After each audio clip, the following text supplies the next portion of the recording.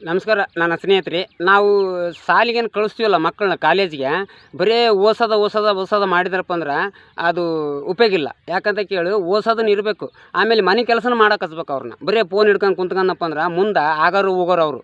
ನಾವು ಎಷ್ಟು ದಿನ ಅವ್ರನ್ನ ಜೋಪಾನ ಮಾಡ್ತೀವಿ ಹೇಳಿ? ತಮ್ಮ ಕಾಲ ಮೇಲೆ ತಾವು ನಿಂದಿರಬೇಕು, ಆ ಥರ ಜೋಪಾನ ಮಾಡೋಕೆ ಅವ್ರನ್ನ. ಈಗ ನಮ್ಮ ರೈತರ ಮಗ ಆದ್ರೆ ರೈತರ ಕೆಲಸ ಮಾಡಲಿ, ಬಿಸ್ನೆಸ್ ಮಗ ಆದ್ರೆ ಬಿಸ್ನೆಸ್ ಯಾವ್ದಾರು ಒಂದು ಬರ್ಕೊಳ್ಳೋದು, ಅದು ಇದು ಕಂಪ್ಯೂಟರ್ ಕೆಲಸ ಮಾಡಲಿ. ಇವತ್ತು ಹೆಣ್ಮಗಳಾದ್ರೆ ಅಷ್ಟೇ, ಶಾಲೆಗೆ ಹೋಗಿ ಕಾಲೇಜ್ಗೆ ಹೋಗಿ ಬಂದ ಮೇಲೆ ಆಕಿ ಟೈಲರಿಂಗ್ ಕೆಲಸ ಅದಾವ, ಹೊಲಿಗೆ ಕೆಲಸ ಅಂತ ಇರ್ತಾವೆ, ಏನಾರು ಬ್ಯಾಗ್ ಹೊಲಿಯೋವಿರ್ತಾವೆ, ಏನೋ ಒಂದು ಇದ್ದೇ ಇರ್ತಾವೆ ಹೆಣ್ಮಕ್ಳಿಗೆ ಮಾಡ್ಬೇಕಂದ್ರೆ. ಅವನ್ನೆಲ್ಲ ಮಾಡೋದು ನೀವು ಕಲ್ಕೋಬೇಕು. ಆಮೇಲೆ ನಮ್ಗೆ ಮನೆ ಕನ್ಯಾ ನೋಡೋಕೆ ಬಂದಾಗ ಓದೋದು ಬಿಟ್ಟನಂದ್ರೆ ಬದಲಿ ಏನು ಕೆಲಸ ಮಾಡ್ತೇವೆ ಅಂತ ಕೇಳ್ತಾರೆ.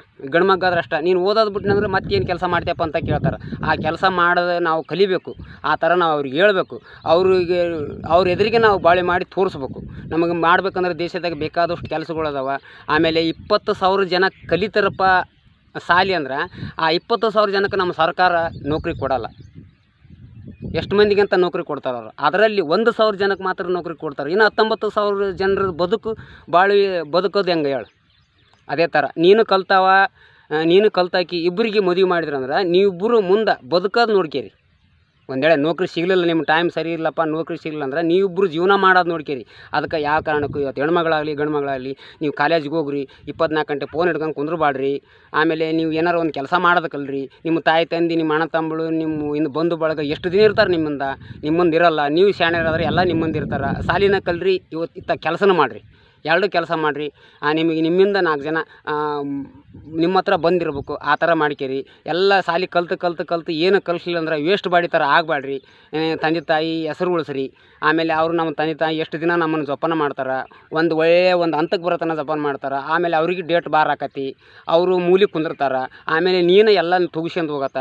ಅದಕ್ಕೆ ನಾನು ಹೇಳಕತ್ತೀನಿ, ಯಾವ ವಿಚಾರಕ್ಕಾಗಲಿ ಎಲ್ಲ ದಂಧೆ ಕಲಿತೇ ಇರ್ರಿ, ಓದೋದನ್ನು ಮಾಡಿರಿ. ಇತ್ತಾಗ ಹೊರಗಲ್ಲಿ ಯಾವುದಾರ ಬಿಸ್ನೆಸ್ ಯಾವ್ದಾರು ರೈತರ ಕೆಲಸ ಆಗಲಿ ಯಾವುದಾರಾಗಲಿ ಇದನ್ನು ಮಾಡ್ತಾನೆ ಇರ್ರಿ. ನೀವು ಹೆಣ್ಮಕ್ಳಾದ್ರೆ ಅಷ್ಟೇ ತಾಯಿ ಅಂದರೆ, ಇವ್ನು ಗಂಡು ಮಕ್ಕಳಾದ್ರೆ ಅಷ್ಟೇ ತಂದೆ ಅಂದರೆ. ನಾ ಹೇಳೋದು ನಿಮ್ಮ ಸುಖ ಸಂತೋಷನೇ ಬಯಸೋದು.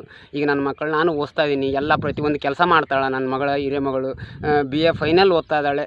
ಎಲ್ಲ ಈಗ ಹೊಲಕ್ಕೆ ನಮ್ಮ ರೈತರ ಕೆಲಸನ ಮಾಡ್ತಾಳೆ. ಹೊಲಕ್ಕೆ ಎಣ್ಣೆ ಹೊಡಿತಾಳೆ, ಒಂಥರ ಟ್ಯಾಕ್ಟ್ರಿ ಹೊಡಿತಾಳೆ, ಬೈಕ್ ಹೊಡಿತಾಳೆ, ಏನಾರ ಕೆಲಸ ಇದ್ರೆ ಎಲ್ಲ ಮಾಡ್ತಾಳೆ, ಮನೆಯಾಳದು.